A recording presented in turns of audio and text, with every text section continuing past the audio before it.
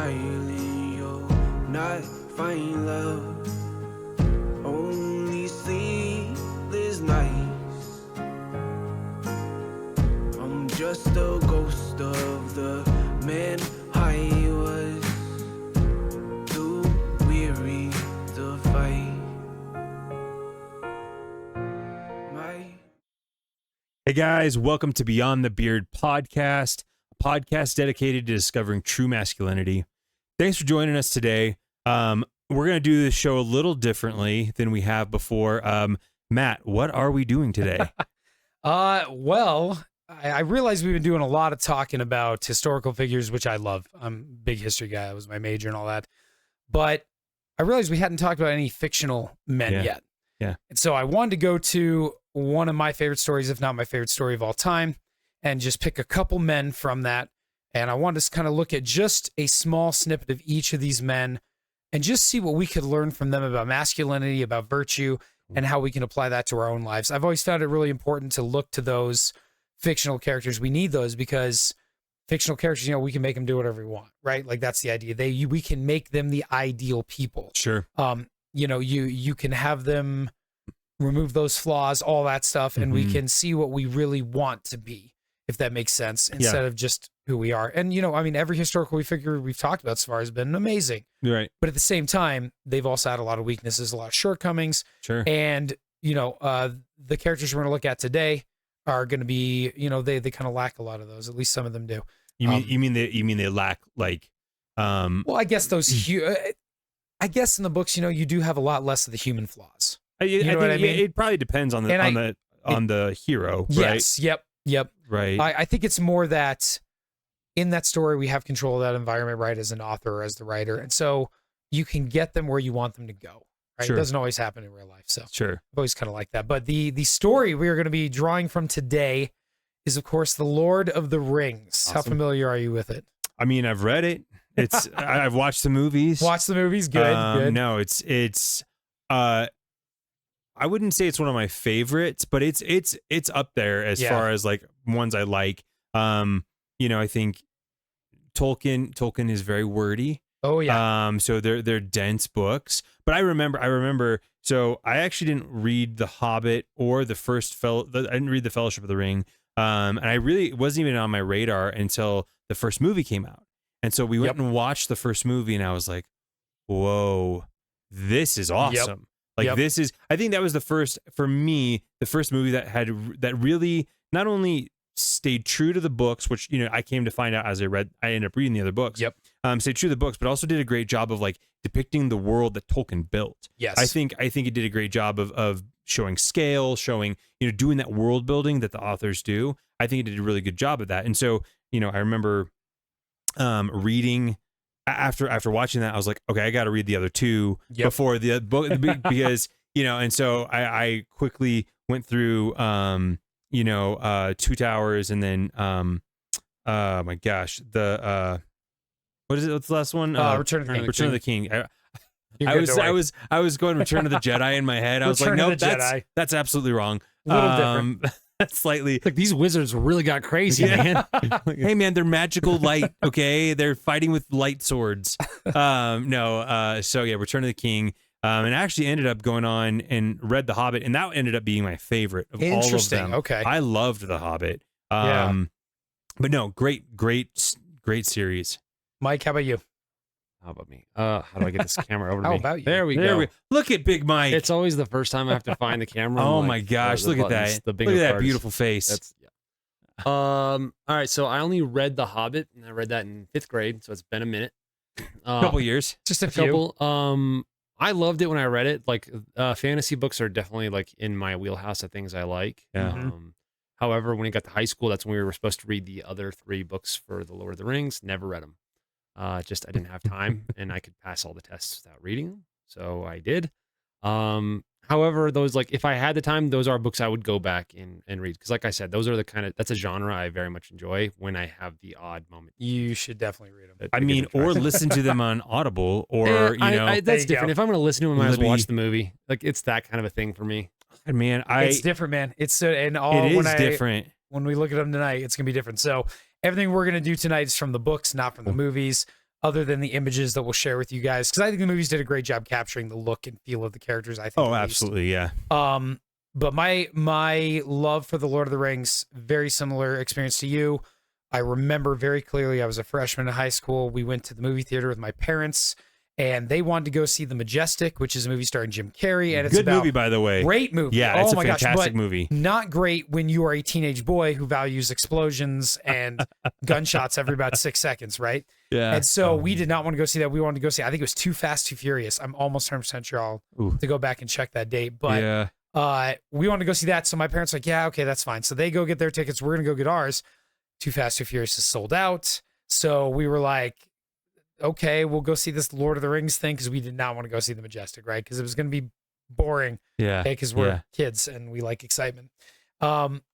And I remember sitting in the theater and being like, I'd seen a couple trailers. This has been like, it was weird. They had some monsters in it. There was like, I'd seen some like Burger King commercials because they had like the cups. Yeah. You could get. It was, Yeah. I think it was Burger King, or it was. Do they still do that anymore, by the way? Dude, I don't know. think so. I don't eat out enough anymore to know, but they Well, I should. don't either, but That would yeah. actually get me. If they're giving me Lord of the Rings cups, I'm down with that. I mean, I very I don't even vividly know if people remember. go to the movie theater that much anymore. I mean, movies used to be in theaters for months. Now it's a few weeks. know. and It then does it's depend on streaming, it depends man. on how well it does. For instance, Wolverine and And Deadpool's still and out Deadpool there. will probably be there for a while.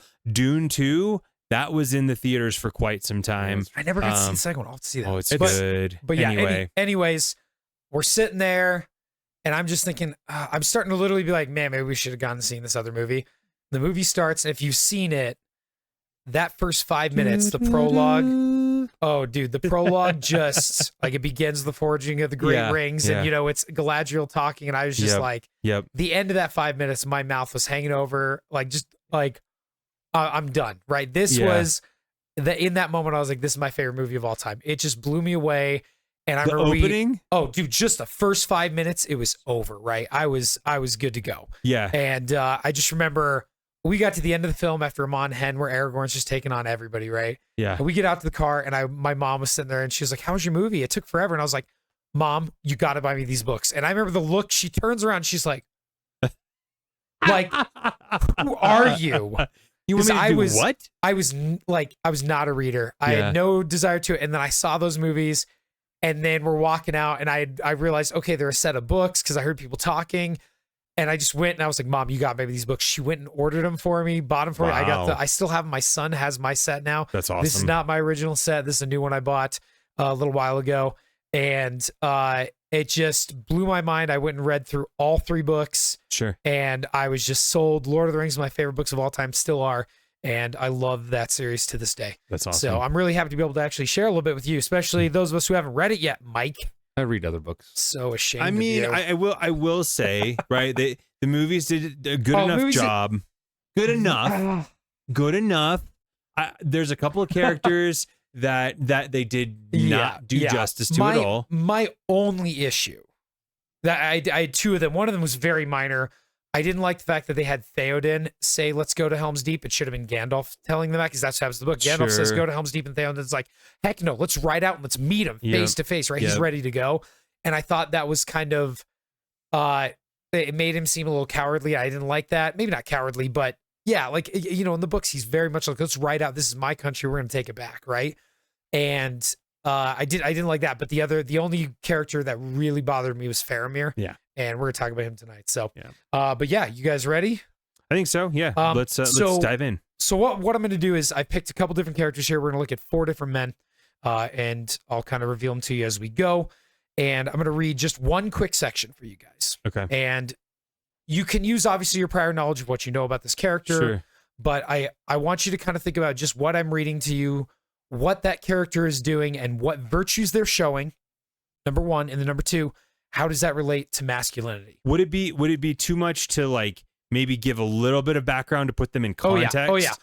And I'll put in context like where in the story this is, Okay. so it actually makes sense. Okay. So the first character we're gonna look at here is of course Aragorn. I think starting with him is pretty obvious. If anyone's read the books or seen the movies, when it comes to positive masculine role models, Sure. Aragorn's up there. And the section I'm gonna read to you guys tonight definitely backs that up.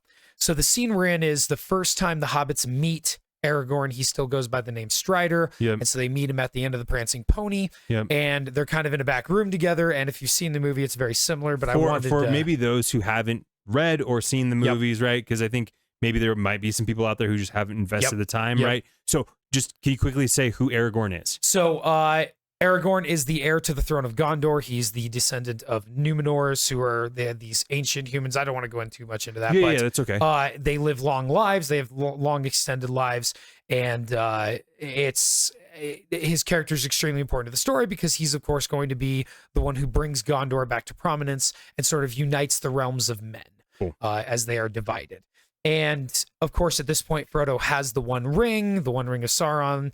And he doesn't really, he knows what it is now. He's fleeing from the Shire. They reach Bree, which is a town outside of the Shire, and they're supposed to meet Gandalf there. Unfortunately, he is detained. And so instead, he sends someone in his place, which is, of course, Aragorn, who they only know as Strider at this point. So they're just meeting him for the first time. And I just want you to see what you think about him. And again, try to put yourself in the position of these hobbits, right? You don't know this guy. This is your first impression. So it starts with, how do we know that you are the Strider that Gandalf speaks about? He demanded.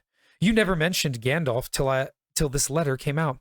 You might be a play-acting spy, for all I can see, trying to get us to go with you. You might have done in the real Strider and took his clothes. What have you to say about that? Well, that you are a stout fellow, answered Strider. But I am afraid my only answer to you, Sam Gamgee, is this. If I had killed the real Strider, I could kill you. And I should have killed you already without so much talk if I was after the ring. I could have it now. He stood up and seemed suddenly to grow taller. In his eyes gleamed a light, keen and commanding. Through his black cloak, he laid his hand on the hilt of a sword that had hung concealed by his side. They did not dare move. Sam sat wide-mouthed, staring at him dumbly. But I am the real Strider, fortunately, he said, looking down at them with his face softened by a sudden smile. I am Aragorn, son of Arathorn, and if by life or death I can save you, then I will. First impressions of this man. Dude, he knows who he is. Like, I think even though technically in this spot he's sort of fleeing from his identity, he knows who he's hiding, right? Like he has not embraced his identity. So in the movies he is, in the book, he has already decided he's going to take the throne of Gondor. This is actually the book is a little different than the movie. No other author would do that. They wouldn't have that decision made off screen, right? Right. And that's why Peter Jackson made the decision to make him seem a little bit doubtful and almost like I'm not sure I want this yet. In the books, he's ready. So regardless, my point stands. This guy knows who he is. Yes. Like he is so confident that, even people questioning who he is, he's like, he is ready for that response. Yeah. So confidence. Absolutely. Yeah. Mike, did you pick up on anything you think? Just initial ideas. Mike struggles with this. That's why I like to poke him a little bit. It's fun. Mike does struggle with this kind of stuff.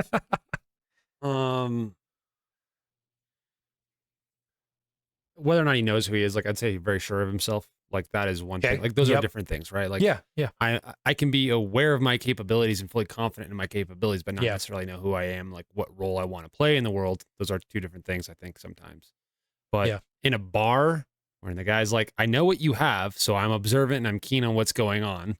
Yeah. And I know full well that if I wanted to end you right now, it would have been done. It would have already been done. Yeah. So that I do love that line where he's like, if I had killed the real Strider, I would have already killed you. Yeah. I know what you have. Yep. Right? Yep. And it's such a great moment because you see the strength, right? Yeah, absolutely. I think you also see the benevolence in him as well. Ooh, good word. Because he uses this instance to really kind of highlight the peril of their situation. Yep. The danger that they're in, and then but also shows like I could do these things.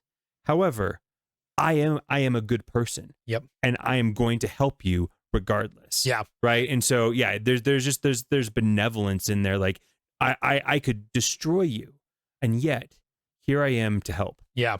Did you hear the part at the end where he says, by my life or my death, Yes. I can protect you, Yes. I will.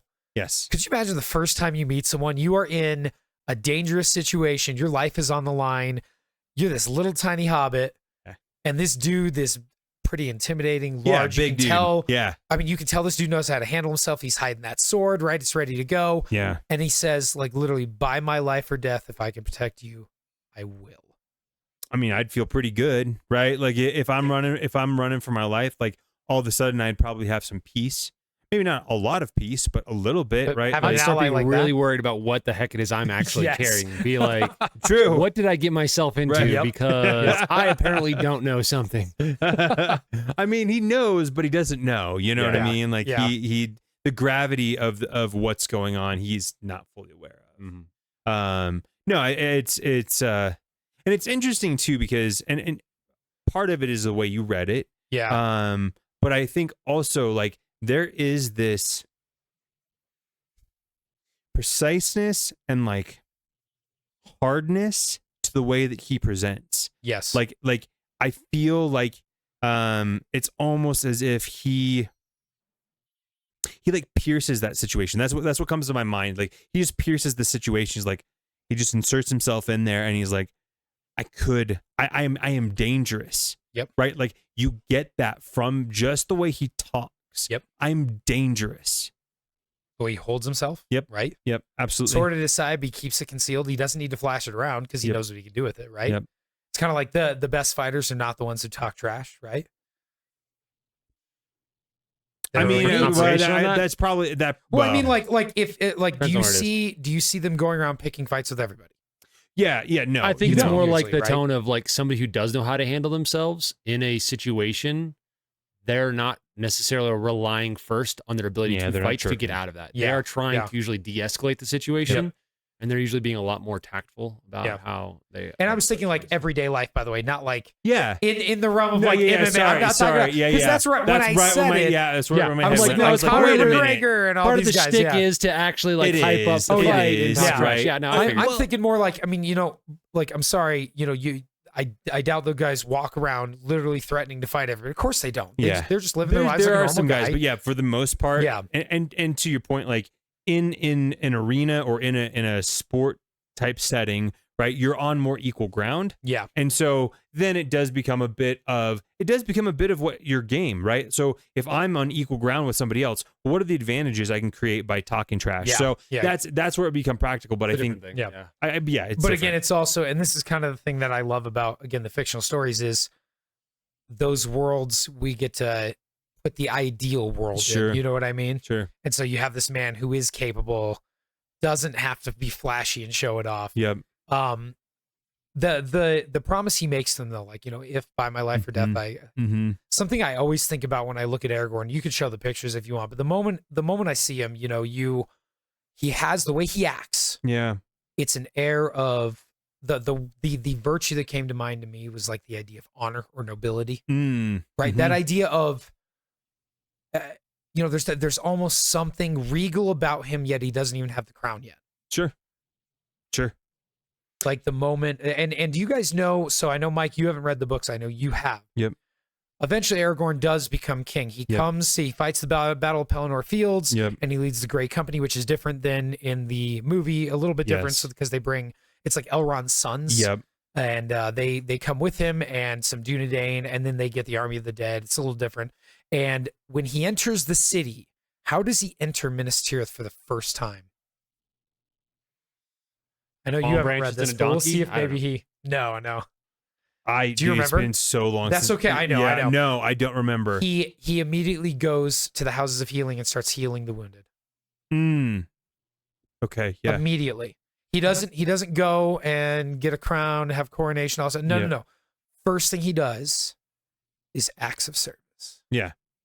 Well, you see that in just his immediate statement, right? Yep. Like, I'm here to serve. Yep. I know what you have. I know Yep. the power it has. I'm not here for that. I'm here to protect you. Well, and I think it speaks to the idea of being committed to a greater good, Yes. right? Like, Yeah. because he wouldn't be doing that. Even just this section, it strikes me that he is not a guy who minces words. Nope. He says what he means. He's precise. And so when he's saying he's going to lay himself down, whether, serve through his life or death, it's for a good cause, Yep. for a good reason, for a good that is higher than himself. And so, that's, and as you said, it plays out that way, right? Yeah.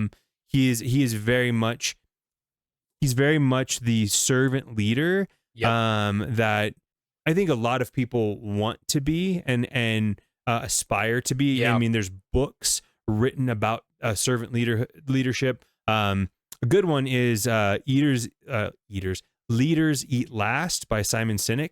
Definitely recommend that book. But to that point, like, he is that example of servant leader, right? He's in healing the people immediately. He is leading his troops. He's not telling his troops, go here, go do this. This is what we're going to do. I'm going to sit back and coordinate. No, he's out there in the front leading.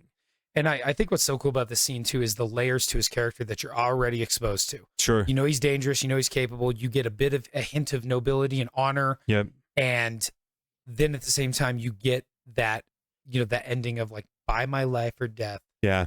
If I can protect you, I will. Yep. Like, yep. Wow, what a statement. Like, I love that. I love that. Just that the statement of a true leader, a true servant. And again, the word that comes to mind when I think of Aragorn is honorable. Well, and I mean, it immediately strikes me like this is somebody you want to follow. Oh yeah. This becomes, I mean, that in and of itself, it's like, oh dude, I'm going to go follow you. And the hobbits do. Yeah, exactly. Like when somebody says, listen, by my life or death, if I can protect you, I will. Yep. Yeah, there's been a few times I've been able to be in a room with some guys and whether I never got to know them well enough to go, oh yeah, this is exactly who you are. But the way they spoke was in that manner. And I was like, I found myself going, oh dude, I would come work with you. I'd come hang out with you. I'd come, follow you into battle. Yeah. I think all of us have had that moment where you have that experience of being with a good leader. And just how it feels different and how you're drawn to them and how you're drawn to follow. Yeah. And it's not following because you're being told to, you're following because you want to.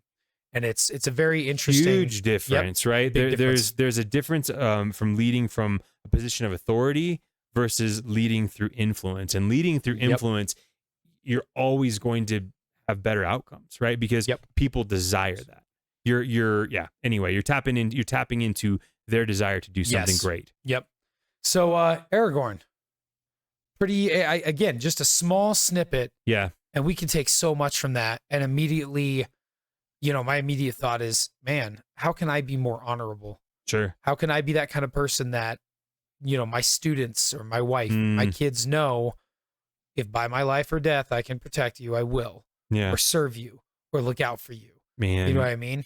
Well, and dude, I think what you hit on right there, serve, right? And the idea of him literally being willing to serve through his life or through his death. Yep. I think that's hard. I mean, I'll just say that's hard for me because I have to then die to myself. I no longer am the important person, even though maybe there is, and if you think about Aragorn, right, he is deserving of all kinds of stuff. He's deserving to be served, right? Because he's the heir to the throne. The heir to the throne. Yeah, he has all of the things, and yet he puts aside his desires and his needs, and he sacrifices those. And so for me, it's like, oh crap. Well, how do I put my wife and my kids? Yep. How do I put the people I work with or work under me or whatever? How do I put them before my needs? Yep. Right. Because I think from there, and that really goes back to that servant leadership thing. But how do what are the things I need to do in order to ensure that I was just thinking about it today. As a matter of fact, I think I was driving home from like Home Depot or something like that. And it was, I forget what sparked the thought, but it just occurred to me. I'm like, man, I need to make sure that I am doing this for my kids and for my wife. Like I need to do this because they need me to do that for them. So anyway, that's just you talk about practical. Like that's just kind of how that hit me today. Yeah. So. Well, I mean, I thought your comment was great because I've been thinking a lot about that, just kind of from our Bible study that we've been doing, and then from these conversations, and I've been realizing just where I'm falling short in my life, and then I look at these stories I've read my whole life, and these men that I've looked to and said, yeah, Aragorn's my hero and my idol. I would love to be like him, And yet where in my life am I not even making that effort? Right. And so Right. something I started doing is I make dinner every night now when we get back Nice, from, dude. because my wife's working at our school now. So I teach, she's working as a tutor. So she comes home, she's exhausted. She's Yep. working with the kids on stuff. And I used to just go down to my office and chill a little bit, wait for dinner. And I realized, wow, she's doing everything. Yeah. And so now, and that, it never really clicked with me before until I really started watching what she was doing, taking my eyes off myself and putting them onto her. Yep. And so now I'm making dinner every night at the very least. That's what I'm doing, cleaning up the dishes, stuff like that. So she Yep. doesn't have to deal with that. Instead, she's just working with the kids, and both our stress levels go down. That's awesome. Both our stress levels go down. Our kids are enjoying it more. It definitely has helped. And just that little bit of less selfishness. So, yeah. And I think, I think some people will probably push back on some of these characters because, oh, yeah. and just saying that because, when authors make characters that are Idealistic. not very flawed, right? And, Yep. and I'm it bugs me sometimes, right? There's a couple of series that I really like, and one series in particular, the character is like he's flawed, but like everything goes his way. Yeah. And that's irritating to me. Yeah. Right? I'm like, okay, all right, come on. But it's like that's not really realistic, right? And so for people who are saying that, I think, or who maybe look at characters like Aragorn, you're like, okay, yeah, but Tolkien wrote him to be this ideal, Christ-like Yep. character. And so of course he's going to have all these, and you're not going to see his flaws. So how do we even learn anything from this? I don't know. What are your thoughts on that? Well, my immediate thought is that, again, we look to these ideal characters because that's what we strive for. We know we can't be perfect, but on our way to being perfect, our goal is to be excellent. Sure. Right? That's Vince Lombardi. We aim for perfection, knowing full well we will not meet it, but on the way, we will become excellent.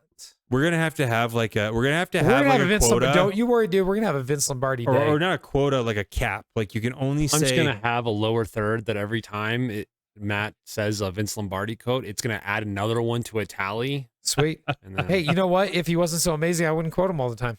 I I'm mean, okay with That's that. all I'm saying. He was Listen, good. the trophy is named after him. All right. So There's something to be said about that.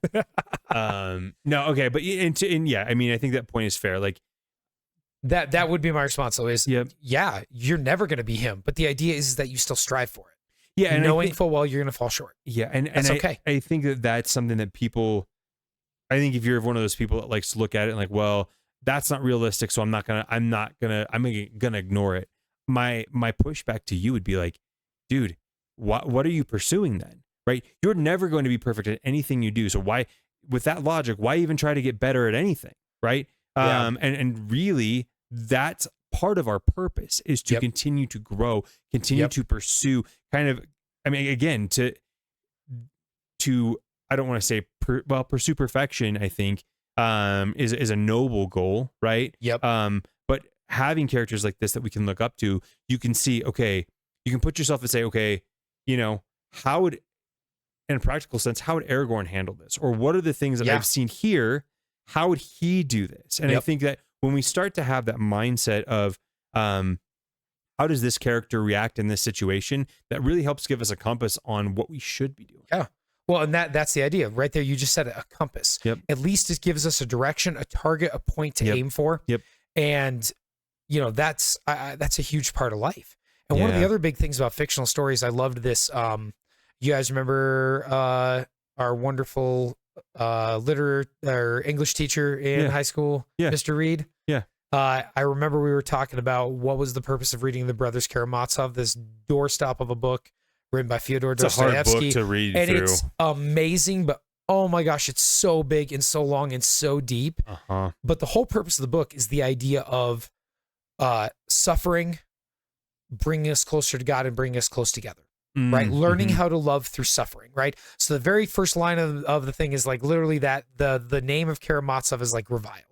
And the last line is hurrah for Karamazov. Mm. As you see, I think it's Alyosha is the character who redeems their family name, right? Yeah. And through these stories, even though Aragorn's not real, even though Lord of the Rings is real, the idea is that we get to experience these stories that we may not ever have to experience, but we try to at least put ourselves in those positions and try to at least get our mindset right. Yeah. Because then if you ever do experience something like that, you do have something to draw upon, Absolutely. whether it be pain, suffering, courageous acts. Yep. You have something to aim for, something to go off of. And I've always found that to be such a big value in stories like this. Agreed. So, Agreed. man, we just spent like 30 minutes talking about Aragorn. Like, think about this. So what's cool is that was literally that was like a quarter of a page I just read to you. Thing. And we just spent a half an hour talking about that. Can you see now why these books have stood the test of time and have sold literally, I think they're the third greatest selling books of all time. I think it's the Bible, Tale of Two Cities, and Lord of the Rings. Last I Tale of checked. Two Cities, really? Yeah, which is, really interesting. But I think it's required by schools. So. Well, Yeah, they that sell a lot. helps, That's right? If you're I'll an have to author, look if that's still there. I don't know if it's changed, but before it was, sure. last time I checked, but this was years ago, was the last time I checked this. I'll have to check it again, but it was the Bible, then Tale of Two Cities, and then the Lord of the Rings. Well, and pretty I wild. mean, it also speaks to our desire for stories. Oh, yeah. Right. It's something that is literally dates back to our beginning. Yeah. From the very beginning, we are telling stories. Well, and the good heroes, too. Oh, absolutely. Like, listen, like, I'm not going to throw, if you're a George R. R. Martin fan, that's fine. I've read all 5 of them that are out right now. I don't know if I'm going to read the 6th one. I couldn't get, once I got through the 5th one, I was like, I'm kind of done with this. Yeah. But it's just, and the reason why was it was so negative. Sure. And I'm like, I have enough negativity in my life. Yep. In real life, there's enough nasty, horrible stuff in this world. Sure. When I sit down to read books, I want good people. I want good things. I want to experience that Sure. as best I can. Sure. You know what I mean? And, but yeah, so Aragorn, pretty cool. Yeah. There's, yeah. we just scratched the surface of that character, just the very surface. Yeah. One little, but think of that, one little introductory scene, and we got all that. Yeah. Just from just a few sentences. Yeah. It's pretty amazing. But again, that's a testament to how good of a writer Tolkien really was. Well, The depth of that character in just a few sentences. I think it also hits at something that is really core in people, right? I think the reason that, yes, Tolkien's a great writer. Yes, he did a great job building the world. Yes, all these things. But the reason that it's the third best is because it hits something that is at people's core. Yep. Something that they want to hear, and the reason they want to hear it is because it resonates within them. Yes. And you're like, oh my gosh, I want to be that dude. Yep. Right. Even if I'm not, I want to see myself that way. I want to when I look in the mirror, I want to think that I am capable of being that person. Exactly. Yep. And honestly, like I would say you can be. Now, obviously there's a lot of work to do in that, right? Yep. But again, it is the themes and the pieces that are true in our souls that's what hits on. There we go. You hit it, man. The soul, right? Yep. And again, it's one of those things that, like, why I love these books and why they've stood the test of time is because when you sit down and read them, it doesn't matter what time period you're in. 100 years from now, people are going to sit down and read Lord of the Rings, and they will get out of it something good. Right? Yeah. Like, I don't need to be born in Tolkien's time period to read and look at Sam Gamgee or look at Aragorn and say, holy crud, I can pull something from that. Yeah. That honorable man, I can at least strive for that or pull something good from it. You know, I don't need to be born in that time period to look at Sam and say, wow, that dude knows how to sacrifice for his friends. Yes, he does. Yeah. You know what I mean? And so that's what makes a timeless tale to me is that it doesn't matter which time period you're reading it. It doesn't matter which year. It doesn't matter at all. The only thing that matters is those themes are consistent and, like you said, they resonate with our souls. And it's, it really speaks to that aspect of us, right? That aspect that it's not the physical, it's not the mind, it's something else. Yeah. That feeling you get, it's not just emotion, the feeling you get when you hear Aragorn give one of those amazing speeches or when you see him tell Frodo, I would have followed you to the end, to the very fires of Mordor, and then closes his hand around the ring and steps back. Like he rejects that power. Like, wow, what an amazing character, right? And what's so cool about that is too, there's a story called The Ring of Gyges. Have you guys ever heard of it? Mm-mm. Okay, so The Ring of Gyges was written, it's in Plato's Republic, and it's a conversation between Glaucon, who is Plato's actual brother, and so he uses his brother as a character in his book, and then Socrates, who was his teacher, who was obviously dead. And so it's Glaucon is arguing with Socrates about this idea of justice and how there's no such thing as a just man because the only reason why we act just is because we don't want injustice inflicted upon us, and then number two, we don't want to be punished for being unjust. Does that make sense? Interesting. Yeah. So I don't want to treat you poorly because eventually you're going to treat me poorly. Yep. And then I don't want to steal from you because I could be punished. And that's the only reason why we're just Okay. is because of those agreements. And then he tells this story about this ring that this farmer, he's a shepherd, right? And he finds this, this earthquake happens and he goes down into the hole and he finds this golden ring. Yeah. And he finds later on when he puts it on and twists it, it makes him invisible. Yeah. And no one can see him. Ah. And so he goes to the farmer meeting and he realizes this, right? The meeting with all the other shepherds and farmers. And he realizes invisible because he hears them talking about him as if he's not there. And so he realizes this. So the next thing he does is he works his way into being a messenger to the king. He goes, seduces the king's wife, kills the king, takes over the kingdom. Huh. That's Glaucon's story, right? The Ring of God. And his argument is, even if we had an unjust man, right, like this shepherd, Yeah. even if you gave the ring to a just man, eventually he would use it for evil. What And is that's his the argument. phrase? Like absolute power corrupts Corrupts absolutely. absolutely. Yep. Yep. Yeah.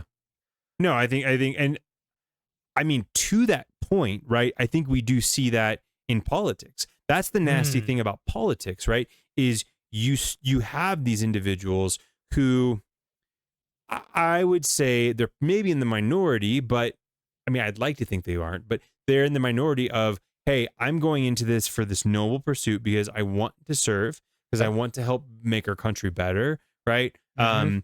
And then they come across that power and you either have to leave or bend the knee to the power, really, and play Yep. the game, right? And so, I guess to Glaucon's point, Die a hero or live long enough to see yourself become the villain. oh goodness, that's a great quote, by the way. Very Fantastic accurate quote. for politicians. I feel So, like. so you guys agree with Glaucon?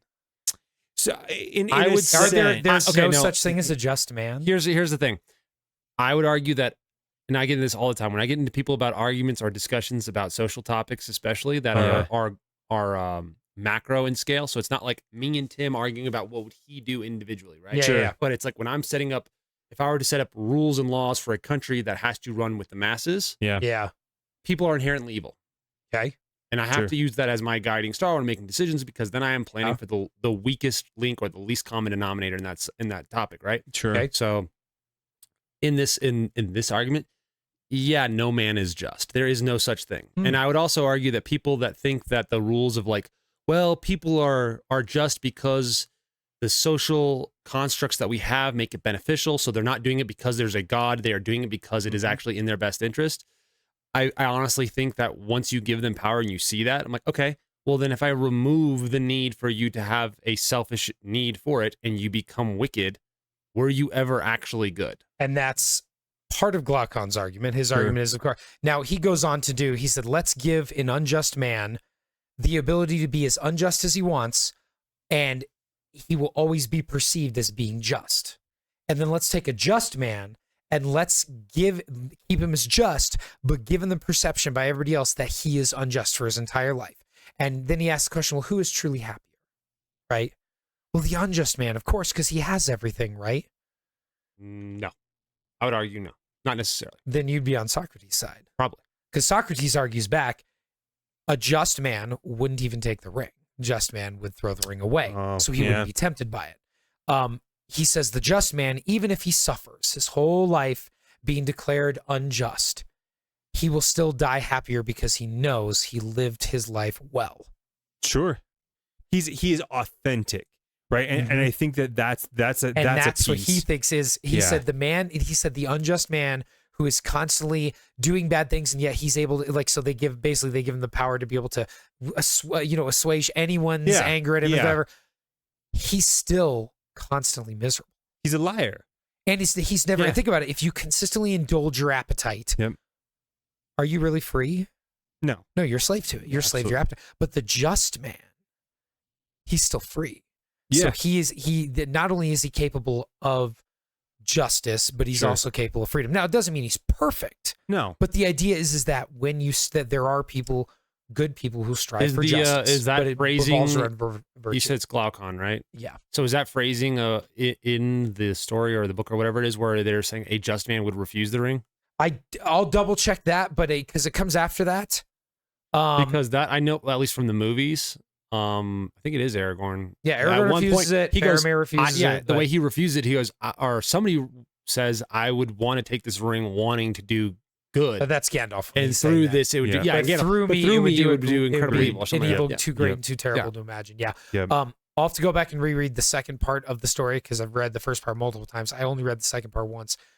I can't remember if he mentions the refusal of the ring, but he does talk a lot about the idea that the just man, and this ties in a little bit into Aristotle and a few other things, but this Sure. idea of, if you want to truly be free, you need to master yourself, right? Sure. And that's the only way to truly be happy, because when you have the man who's unjust, he's constantly pursuing something else. He will never actually be happy. right. So when Glaucon says, well, who's happier? It's obviously the just man, because he can be content with nothing. The man who's unjust needs to constantly slake his thirst, his appetite, because that is what he's being controlled by. yeah. And so he'll never be happy because you can never truly slake that thirst. Sure. So he will die miserably with Yeah. everything. Yeah. it And makes the sense. just man will die alone, and people will think he's terrible, but he will die happy, knowing he did the right thing. Yeah, that's good. Very, very interesting story. But what's I looked. I mean, I imagine in some way Tolkien was influenced by the Ring of Gyges. I haven't found anything about it though. I looked it up. I couldn't find anything that mentioned that he was really actually influenced by that. So I don't fully know. Sure. But I think it'd be interesting if you guys are watching this right now, go look it up. Go read the Ring Yeah. of Gyges. It was such a cool story because immediately when I read it, I was like, oh my gosh, Smeagol. Lord, yeah. Like this is Smeagol, yeah. right? He gets the ring, he kills Deagle, and then all of a sudden in the book, he's like learning all the secrets of everybody, and Yep. all of a sudden his town casts him out. They hate him, Yep. and then he's thrown out and he's ostracized, and it's like that is what injustice brings you, Mm, right? mm. Like it's wild that I'm like that shepherd, that is Smeagol, right? Like that the unjust man, that is Smeagol. It's really interesting. Man. But again, he doesn't end up happy. He ends up miserable and wretched. Yeah. Poor. Well, and I mean, I just made a little social commentary here. This is why it's so important to have a true understanding of what justice actually is. Because I think when you try to use the term justice to be the things that you want it to be, not what it truly is, now you have lost that waystone. Yes. Right? Now you've lost that ability to go, oh no, this is right. This Yep. actually is injustice. Right? Now, because I mean, shoot, right now, injustice is anything anybody does to somebody else that they don't like. Yeah. Yeah. That's what injustice is now. yeah. And that's not what true injustice is, right? And so I think it's a sad state for our country and honestly our globe when justice has really been watered down and its meaning is lost. On that note, how would you define justice? I asked my seventh graders this. Oh man, It's justice. okay. It's okay, man. Okay, Don't worry. so- It's a hard question. I think Yeah. about it a lot when I was talking to students about it. Man, I think I'd have to think about it for a minute because I think justice is we're typically we want to go with like a legal definition, right? Mhm. It is getting the things that you deserve, Okay. or preserving. Yeah, I think. Do you want me to tell you what me and my students Yeah, came yeah, up with? please. Yeah, no, no, that's okay. that's Because all right. I I'm asked them struggling that, here. and I asked them the question. They're like, "Well, what? Like nobody can answer." Like, "What do you think, Mr. Ronnie?" I was like, "Honestly, I had no clue." And so we started breaking it down. I'm like, "Because I know the word and I know what it means. Like I say it, and I'm not confused by it." So our definition was proper and merited favor or punishment. So the dictionary definition, or at least where I it's was gonna not say- pulling it, is in short, administration of the law. So it has nothing to do with morality. It has nothing to do with what's right. It has everything to do with law. Well, that's one definition. The other definitions of it have to do with authority and maintaining authority. Nothing, The other ones have to nothing do about with the proper or earned punishment or favor. Mm-mm. Interesting, because that was, I would say that's a quality of being fair and reasonable is the closest thing that would be Fair, to that. yep. Yeah. But even if you look at the definitions of what fairness and reasonable would be, those who do differ based majority, wow, that's not even a word, would differ based on like timing, culture, and things like that, which are usually dictated by a lot of. I mean, laws. I guess the picture that is in my mind is the scales. Yep. Right. Yeah. Yep. The scale. Right. the It's why blindfolded it's, justice and exactly. So get, and that's why I guess I went to getting what you deserve because that to me is justice, right? So if you are a person of value and I would expect from a justice standpoint to get value in return, right? Because I am giving value. So I would, and this isn't maybe not a great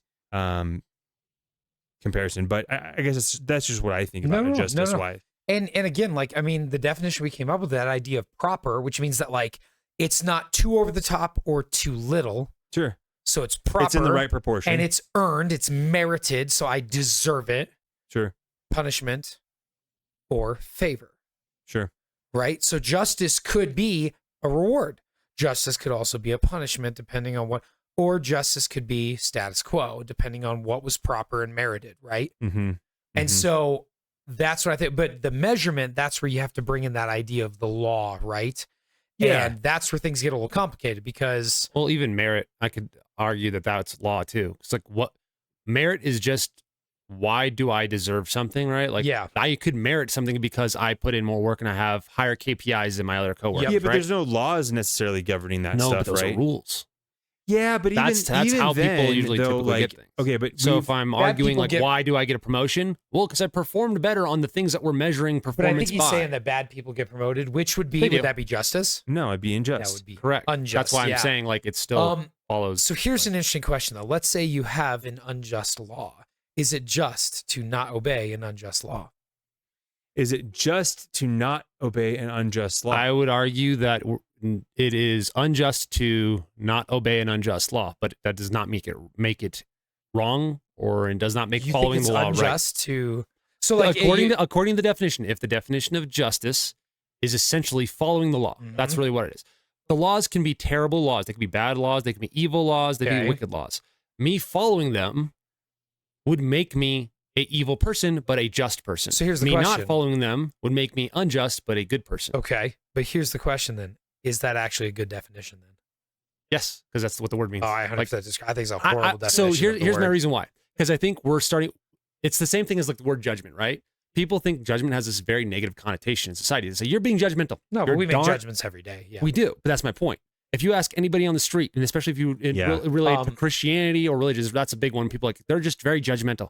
You're supposed to be judgmental. You're supposed to be discerning. You're supposed to have good judgment of how you spend your time, how you behave, things like that. Sure. So then when it comes to justice, I think we are starting to misappropriate this word and make it mean something it does not mean. I disagree, we are taking justice to mean it's good or it's bad versus it mean, is it lawful or is it unlawful? And according to the definition I just read, like 5 minutes ago, I would have agreed with you. But then I looked up the definition. And everything in the definitions is that I'm seeing at least, and if I can find other definitions. Yeah, I was going to say I would look again. Everything I'm finding in Google, what my definitions are coming up as, have to do with laws. They're not moralities. I would go to Merriam-Webster and see if they have something different, because that's actually, I believe that was where I got it. But can I throw something out here real quick? Sorry. Because here's why I disagree with you. By the way, have you ever read Martin Luther King Jr.'s letter from the Birmingham jail? No. You should. It's amazing. But he has a whole section because he's writing a letter to the religious leaders in Alabama who are telling him, whoa, chill out a little bit, dude. You're being arrested. And he says, I won't. Unjust laws deserve to be disobeyed. That's the highest form of justice, because an unjust law, right, is unjust in and of itself. So justice would be disobeying it, but you have to accept the consequences for your actions. Oh, I would. Yeah. Okay. That makes sense, right? Like, I don't think that you can go against a law. I think it's illogical to go, I'm going to disobey this law and I'm not going to get consequences, regardless of if it's the right thing to do, right? Like even in instances like just for self-defense, let's just use this as an example. In an instance of self-defense, right? You may be fully, justified, right? You might be a justified shooting. But you have to go and prove that. Guess what? If you have to protect yourself and you take another person's life, right? It might be the right thing to do, but you're gonna get arrested that night, right? Yeah. You're gonna have to get legal services. You're gonna have to go and stand trial. And actually, it is the only defense where you have to actually prove. Yeah. Right. It's an affirmative defense, so you have to prove beyond a reasonable doubt that you were justified in your actions. So to that point, you have to be willing to pay the price. Yeah. And that's and in those regards, that's actually what a lot of people tell you. Like, if you shoot, you need to realize you might be trading your life in prison for your life or the lives of the people you're saving. Absolutely. Like that might be what you're doing. And that's I saw you pulled up the definition, but I had one more thing for you real quick, because you said something very interesting. You said unlawful. Sure. And so I do think there's a difference between justice and unlawful. Something can be unlawful, or something can be lawful and also unjust. Does that make sense? And maybe I'm wrong on that, but let's see what you think. So it's not what I think. I'm Or what do you think that the definition? So okay, I'm going to read all of the definitions of this one because they do have more, and I do think the latter ones speak more closely to what you're saying. So I'm just going to go through them. No, go ahead. All right. So justice is the maintenance or administration of what is just, especially by the impartial adjustment of conflicting claims or the assignment of merited awards or punishments. Merited awards and punishments. Especially a judge or an appellate court or court of last reason. Oh wait, that's an example. Sorry. The other next definition is the administration of law. Sure. Okay. The next one, then these ones start to follow more closely. The quality of being just, impartial, or fair. Mm-hmm. The principle or ideal of just dealing or right action. The quality of conforming to law, and then this one is the one that feels like it fits, is conformity to truth, fact, or reason.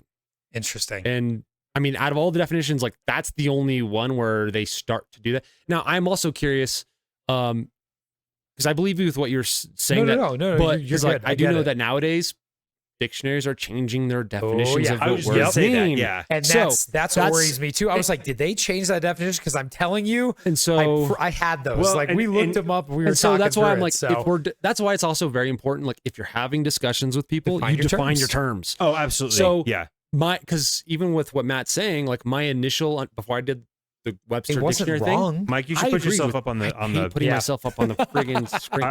there we go. There he is, I guys. know, I was gonna say, Tim we can hear runs your the voice, cameras we can't more than see I you. do because I forget what I'm doing. I just see what's going I on. need to sign this as Mike. So, Put my yourself God. on the screen. So I Where's your mean, face? before we redefine it according to what the current definition is, Sure. and that's why I like defining your terms is really important, Yeah. right? Because I would wholeheartedly agree with you. I'm like, no, justice is usually on the scale of morality almost. Like Sure. what is right and what is wrong, not Yep. is what is lawful and what is not lawful. Yeah. So I'd be curious to see what like an older dictionary would. Well, yeah. and here's a question for you guys then. Okay. So do you guys think that justice always has to be defined by the society that it is that you find the context of the society? Because the only reason I'm asking is because Yeah. we are now moving into a time where society is trying to redefine Yep. what justice looks like and Exactly. what it is. Right? Are we So- going by like his definition or the new Webster's definition? No, 'Cause, like, if I'm- we're going I'm- by like what's lawful, then yeah, it is up to the society to do whatever the heck they want. Which The is reason- why I think it's such a horrible definition. Well, Because I okay. think that neuters justice. It conflates justice with Yeah. lawful, Yeah. which is not the same thing. What I'm getting at is I think there is truth in justice, right? Justice is a Mhm. truth, and that doesn't change. Yes. I think it Yep. doesn't change regardless of time, culture. Now how it's applied, right? And the practices of it in Yeah. that culture might change a little bit, right? Based on their ethics, their morals, things like that. But I would say that justice, the definition of justice, really, I think it's one of those things where we have a hard time defining, but when we come up against injustice, we know. We know Can it. I extend an olive branch of sorts? Not really an olive branch, but like No, kind how of dare a you. bridge I like between these disagreeing arguments. with you. It said law. It didn't necessarily say governmental law, right? Sure. Yeah. There are religious laws. Yep. Like if you look through pretty much every kind of religious text, there are Sure. either Yep. edicts or are suggestions, but there's a lot of laws, right? And we all are A lot of the Christian major here, religions, at but least, like yeah. Christianity Yep. and has a lot of laws, especially in the Old Testament. Sure. So I mean, technically, like what you're saying would still be accurate under that Mhm. definition, just applied to a different authority. Yes. Right. So then it would be okay. Is it just under government authority or is it just under God's authority? Sure. I would say those two could differ Yeah. then, but then you have to decide which one do you really even care about. Well, Yeah, you have a and- higher you have a hierarchy of what you're going to follow, right? There is a greater, I would say there is a highest level of justice, and then there's tiers under. Yeah. Well, and I think that's why it's important for us to distinguish between the idea of lawfulness and justice, because it was slavery just? Well, according, if it's the law, then sure. Sure. But Yeah. the moment I say that, I just have Yeah, this it feels disgusting gross. Yeah, taste people in my don't want mouth it. because That's actually a very not- common argument people have against things like abortion. Yeah. They're like, just because it's lawful, it yeah, doesn't they make actually it bring up just. the exact things. They're like, you know what? And there are articles are, I'm misquoting here. There's essentially a group. There are abolitionists for abortion or something like that. Yeah. Okay. Right? But that's one of their arguments that they use. And they'll actually go up to like black people and be like, hey, are you for this abortion? Yeah, it's my body, my choice.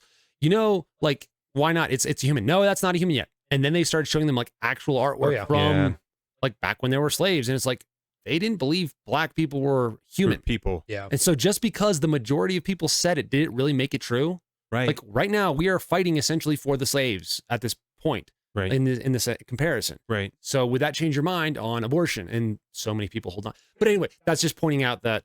Well, and, Yeah, and to that point, like there's a reason why they had to do the three-fifths compromise, right? They had to say, right, 3/5. Well, do you know why they did that? The main actual reason. Well, it was okay. So it was for vote. It was for voting, right? It was for voting. And I'm votes like, and ability to. so who wanted slaves The to be South. counted as a full person? Yeah, the South South. did, because that gave them more representations and more Yes. power. But then they didn't want them to be counted as human beings. Unbelievable hypocrisy. Oh, Is that not absolutely. just Yeah, yeah. disgusting? Like, But my point in saying no, that I know. is- I Yeah, just think it's such it's an important story to talk about, because people get that so wrong. They're like, well, the Constitution didn't even consider black people human. I'm like, no, the North would have wanted that, or the South. The South only wanted it for the votes, Yep. but didn't actually want to consider people Yep. human. Yep. It's so messed up. Well, and I guess what I'm saying is there's a reason why they had to say they weren't human, right? Yeah. They weren't fully human. That you cannot commit atrocities on people Yep. when you believe, When you they're, believe human. they're human, you have to strip them of that humanity. You have to. Same thing Nazis did to the Jews. Same Absolutely. Things. I mean, think about it, when you go to war, what do? You post all this propaganda about how horrible dehumanize and them. Yep. dehumanize. Yep. Because I'm sorry, I don't ever want to have to be in the position where I have to aim a gun at another human being and pull the trigger. That sounds horrible. Yeah, that's You know what not I mean? yeah. Like we talk about, being able to protect and all that stuff, Yep. and I agree with that. I like to think if I had to, Yep. I would. Yeah. But man, it'd be hard, especially in a wartime where I don't even know who this person is, and it's just like someone coming into my house trying to harm my family. That's different, right? Sure. There, I have pure motivation, and there are wars where that makes sense, right? People invading your Yeah, country, stuff like that. And I absolutely. get that. But a war like World War I, where it's your government's just fighting over territory, and you guys are just put through a meat grinder of Yeah. killing each other. Yeah. Hey, go dig these trenches, oh, sitting there man, and just- die. Yeah. Yeah, yeah, Wow. We have covered a ton. yeah. We definitely like changed topics a little We- bit from the initial but idea. here's here's the thing. Yeah. I think one of the cool things though is you take this amazingly deep character. We looked at a very good quote, a very good section about them, and we were able to break down that character and learn so much about them in one single bit. And then it led us into discussion. This idea of justice. I'm sorry, who do you want passing judgment on you? Do you want a benevolent king passing justice? I mean, Oh, if absolutely. Aragorn existed, would you trust him to pass, to be just? I mean, Would you like it based on what we know we've of the seen. character? Yep. I mean, absolutely. And Sure. it's like you think about it from that perspective. That's who I want to be. I want to be someone to look to and say, yes, I trust your judgment. I know you're going to be just. I know you are going to be fair. Yeah. And like we can have a conversation about this some other time, but this idea of mercy, the unearned, right? So no punishment. It's the mercy is the lack of punishment, right? Yep. Grace is the reward you don't deserve. Mercy is deserving of punishment and not getting it. Yeah. And And technically, so yeah. how that's not justice, right? No, But exactly. how Exactly. that fits into Christianity and how that fits into all this. But I do think it's interesting how it applies to our own lives. And I look at someone like Aragorn and I think to myself, how can I be more like that? Sure. Because that leads straight into the conversation of justice and this Yeah. idea of measured response. Yep. Yep. But yeah. Well, I mean, I guess we've just spent like an hour on this. I had 4 guys planned, and yet at the same time we made it through. It's better to have more content than you need Yeah. than to not have enough. I can tell you that from the point of view of a teacher. I always try to have more than I need, because if we don't Yeah. get stuff, that's okay. But this right here, I think this was an important conversation. It led us from a fictional character, virtues that we could aspire to, a man we could aspire to be like, straight into the conversation of something deep and important to our world, such as justice. Yeah. And if somebody watching this can look at this and say, oh, I want to think, and it gets you thinking about that, that's what's important. It doesn't matter if you agree with us or not, but if we're thinking about these important things and That's right. discussing them, That's right. that's Yeah. important. So if you disagree with our discussion about justice, comment on it. Yeah. And let us know what you think. I would love to hear that, because we can't pursue truth if we're not willing to talk That's right. and have that dialogue. Well, So, and be willing to be vulnerable. I think that's a piece that our society is yep. deeply missing, is the creating the space and giving people the freedom to go, hey, I'm going to put myself out there, and you might disagree. Yep. But I'm going to give you the space to disagree. Or I may even be wrong. Right. Right? Yes. Yes. Like and that's what's so scary, I think, about our current culture, is because they don't even want you questioning things out of fear of offending people. Yep. And when you can't question things, you can't find the truth. Right. And I always tell my students that if people are trying to prevent you from asking questions, what are they really trying to prevent you from finding? Yeah, they don't want you to know the truth, They don't man. they don't want us No. discussing the idea of justice. They Yep. want the definition to be whatever the government says is okay. Yep. Is that justice? Yeah, no. If you guys are really interested in that topic, I hate to plug this in here, but I wrote a book called The Marshal, and the entire foundation of that book is this idea of what is justice. Is justice what the government says is right? Is it our own personal morality? Is it balance, an eye for an eye, a tooth for a tooth? What is justice? Yeah. And is there room in justice for mercy and grace? Yep. You know, that idea of not getting what you deserve punishment wise, and yet getting more than you deserve when it comes to reward, or reward you don't deserve. If you're interested in the book, you should go check it out. It's under my author named J.S. Matthews, but it has this entire concept of justice. And it's really just, I don't know if my characters make the right decisions, by the way. I just write it. And it's really my exploration of these ideas. It's not so much my own thoughts or even agreements, but it's what I think characters would do based upon their own personal opinions on these matters. So Sure. if you're ever interested in that, check that out. Sorry for a little plug there. I just No, thought no, that fit I in mean, I there think- perfectly. He's like, how can I tie this in? Like, hey, I haven't tied that in at all yet, but it worked out perfect. I was like, hey, I forgot I wrote that book. This is where I'm getting all this from. I did so much research on this idea of justice when I was writing that book, and thinking to myself, like, I like that idea of, like, where you said, like, you know, well, it's an application of the law. And I remember thinking to myself, dude, I hated that definition when I heard it. Mm-hmm. So like, that's not justice. I've known so many bad laws from studying history. Here's the important part too, is like, whether or not we like the definition of it, again, going back to defining your terms, like if you're trying to communicate with somebody, Sure. I don't need to use that word then. Or I can be like, fine, you think that justice means that's whatever the law says, that's fine. I change my language then to be more precise in what I'm saying. Well, Yeah. and So when- knowing when what you you're said actually law, thinking that through, like the concepts you're trying to think through, you need to know them enough to be able to explain them in multiple ways very simply. Yeah. And the only way to do that is to actually know it, right? Well, So- and that's so- I think you got to think of it like talking to somebody in a different language, right? Like you're trying to communicate in a way that they'll understand, right? English, we use euphemisms all the time, right? And it's so, I know for foreigners, it's difficult to understand what we're saying because there's so much context and cultural, the components in it that without them knowing that, when I say that's hot, that could mean that's attractive. That could mean that's spicy. That could mean it's warm temperature. I make that mistake all the dang time. Yeah. I work with a lot of people who, most of which are not English is their second language. Yeah, they're English is their second language. Yeah. They're very intelligent people, and like the fact that they do their jobs in English, like and communicate to me. Yeah. I try very hard now. It took me a long time to realize that. Yeah, because I'd say phrases and they're like, "What did you?" Those words don't go together in any way, shape, or form. I'm like, oh yeah, all right. You're like, I'm an idiot in my own language. Yeah, you need to be more precise about what you're choosing to say and how you're choosing to say it. It's very interesting. But and to that point, like, again, when you're trying to communicate with people, it is understanding what their level of understanding is, and finding other ways to communicate. So, Mike, that's a great point. Yeah. Well, man, what a great discussion. That was really fun. I love discussions like that where we touch on all these different topics, and yet they all seem to connect, and I love that. And the fact that we got to read Lord of the Rings, I'm all about that. So, well, since you have three other guys, I got more than three. I guess, guys, I guess this is a to be continued. Let's do it. We will come back and do another episode on Lord of the Rings and explore a couple of the. Let's. Did you say all the characters we were going to do? Yeah, our next one will be Gandalf. I have more too, but I thought think we Matt get needs through to 4. dress up as whatever character he's discussing. Dude, don't tempt me. I think this would be Don't- great. don't I don't think tempt it's a tempt. I think it's a challenge. If I need to dress up as do you realize how much money that would be for me to have to make a bunch of costumes? Oh my gosh. Yeah.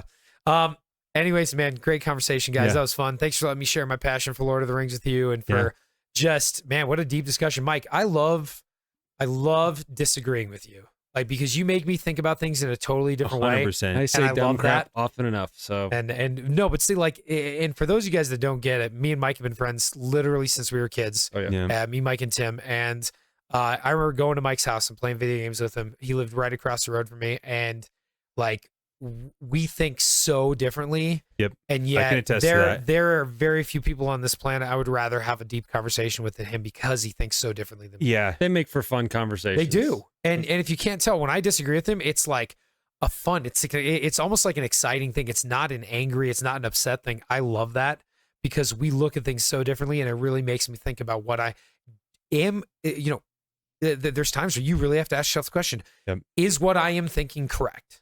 Yeah. Is my idea actually right? And Mike makes me do that. I mean, I think and that's what makes it fun. like regardless of us, I mean, that's a good thing to point out. Like we've been friends forever. Oh, yeah. Like very, very long. And same with Tim. Dude, you were But in it's seventh that, I grade. think that's again, we've already touched on that, saying that's an important thing that's lost in culture nowadays. Is Yeah. like you're either my enemy or you agree with me. yeah. Versus like Yeah, that Matt and I, like sucks. granted, we say things differently, but we legitimately disagree on some issues. Now, our core beliefs and our core issues, we're pretty much in lockstep on a lot of things. Sure. That's why we've been friends for so Yeah. long. But there is a wide array of things we disagree on. I don't think The Lord of the Rings is the best trilogy ever written. You'd be wrong, but that's okay. I would probably be wrong. Yeah, you are. But It's okay. but it's the way we interact, and like you guys see, like he said, you should be able to disagree. And honestly, the excitement for the disagreement should be what you're looking for, because it's that. Do I really understand what I'm thinking through? Do I really agree with this? And can I co-opt this other person's brain power a little bit to kind of flesh out what I really think? And- In the end, you might be right still. You might have been wrong. Either way, Yeah. you get to learn and grow and see something else. it's about exploration, right? Yeah. Like that's what it's about. It's not about, hey, I'm going to prove to Yeah, it's Mike not that right or I'm wrong. right, or I'm going to prove to Matt that I'm right. It's about like, okay, I want to continue exploring this Yep. because clearly you see it differently. Why do you see it differently? Like Yeah. I don't understand that. So explain it to me. Mhm. And I Yep. think if we as people were to have that attitude more, man, society would be so much better, right? yeah. Because think about that, like a coworker or somebody that's difficult to work with, or your boss, or your parents that you have to go see, or your in-laws, or you have to have an uncomfortable conversation about religion, politics, whatever, Yeah. all these Yep. things, right?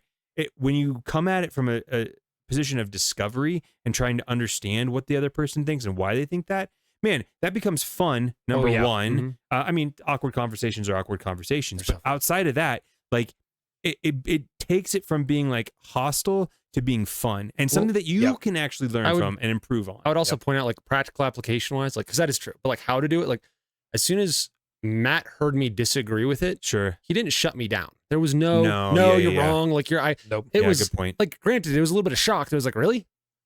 But he asked why. Like, he immediately went into like an understanding mode. Like, all right, fine. Yeah. You get the mic. Explain. Right? Yeah. I mean, Yeah. this is a very important concept that I think people fail to realize. Like, do not jump to the fight first, right? Yeah. Yep. Seek to understand something first. You could be right the whole time while they're talking. They could be wrong, but you don't know it yet. Understand, and while you're listening, you'll start to see how their mind works, Yep. what their viewpoint is, which will also give you a better understanding of how do I need to then formulate what it is I'm trying to convey to this person, because I see Yes. how they're approaching the problem. Yeah. So will this new explanation change their answer or not, or will we Yeah. find something Yeah. new? But like And he displayed that really well in just asking why first. So, well, and I think a big part of it too is I assume Mike's intentions are good. Yeah. You know what I mean? Yeah. Because I know Yeah. him, and that's easy. But it's trying to train yourself to do that is hard. But I think doing that, it helps you interacting with anybody, right? On Assuming every level. because I'm sorry, most people are not horrible, terrible. I think we're all basically evil, to be honest. Like But most Yeah. people aren't there our out to get natures, you. I should Yeah. say, Yeah. our natures are towards evil. I don't have to Yeah. teach kids to be evil. They know No. what to do. Mhm. Like, I'm sorry. I teach junior hires. Trust me, I do not have to teach them what to do wrong. Yeah. Okay. Yeah. I do have to work very hard to try to teach them what to do right and try to reinforce that. Yeah. I mean, I worked with some amazing kids, but this idea that when Mike disagrees with me, I know how, I also know how his brain works Yeah. because we've been talking for a We've while. done this a So while. for him, he's very factual. Well, that's the definition. And I'm thinking, I've looked up that definition. I know there's another definition there. I struggle Where when did you I say see that, that? Mike, by the way. Yeah, like I do. struggle so much. I'm like, I don't Sorry. care if that's what the definition says. I look at the history and I That's study a it, and I'm dumb like, come on, definition. you know, They shouldn't use Yeah. that definition. Why would you do that? Exactly. Yeah. And it's fun though, because again, it's an interaction with someone who's that thinks very different than me. And it helps me again to keep training my brain to say, like, you could hear me say, yeah, dude, I disagree with you, but there's no malice behind that. It's literally just me stating, like, it's us stating our thoughts. And I like that a lot. I mean, I want to tie this back into like what you said earlier. We've mentioned a few times, like, what is being a man, right? And it's mastery of oneself is what we like to come back to. Yep. This is one practical application of where you are actually doing that. Like you said, do not assume ill intent is what we're trying to get at, right? Yeah. That is a practiced thing. Like you have to master your emotions long enough to not want to have the knee-jerk reaction of this person's just being a jerk or they're just being stupid. Yeah. Master yourself enough to take a beat, calmly sit there and engage with them in the conversation and listen to them with the actual intent of understanding what they're saying. These are learned behaviors. That's what being a man is mastering your own self to be able to do that action. It's a very hard thing. How stoic of you, Mike? That's gonna be our next topic. Yeah, what we're gonna. Is that actually like a stoic thing? Like, yeah, basically. It is. Oh yeah. There's a very stoic approach. Yeah. Yeah. Okay. Well, It's interesting. I'll be interested to see how much I. It was definitely one of those things that when I was reading through it, and we'll talk about that later. But yeah, I definitely found myself agreeing and disagreeing. Anyways, man, great episode, great conversation, Thanks, fellas. guys. Any final thoughts? No. How many of you guys want to go buy a sword now and be Aragorn? Because I do. We have one I right really here. need- What are you talking about? That's Conan's sword. Hey, we'll do Conan some other time. Okay. We are getting different swords. We should do that. Oh, Yes. guys. Okay. That's all I need is an So excuse to buy guys, if you want swords. us to have different swords, please support our channel. Yeah, there you wanna go. get a- So support wanna the we will channel. have different swords. We got to get Braveheart Nonduril. sword. We got to get Nonduril to throw back there. Oh Flame my of the West. Oh gosh. yeah. But I do would you love have that. it? Do you have it reforged or do you have it Well, broken? that would Nonduril is the reforged. Narsil Yeah, would they have be different- the Oh original. yeah. Okay. Don't worry. Sorry, Lord of the Rings nerd. My bad. But yeah. Anyways, guys, thanks again for joining us, man. This is such a blast. I thought it was a great conversation. Hopefully, you guys got something out of it. If you have any comments, any disagreements, leave them below. Let us know what you think. We'd love to hear it. And I'd love to get some comments so we could actually do an episode on some comments. That'd be really fun, like That would be a responding ton to of fun, comments. I like how we're saying And, that like we don't have any comments. We don't have anything. We don't have like- anything out yet, like, but yeah. eventually we will. If we ever get some comments, well, we can respond. So, anyways, thanks, guys. Thanks for joining us on another episode of Beyond the Beard. And hey, we'll see you in the next one. Guys, journey well. When this silent, you'll be alone, far from friends in life. You'll spend your evenings getting stoned to numb the ache inside.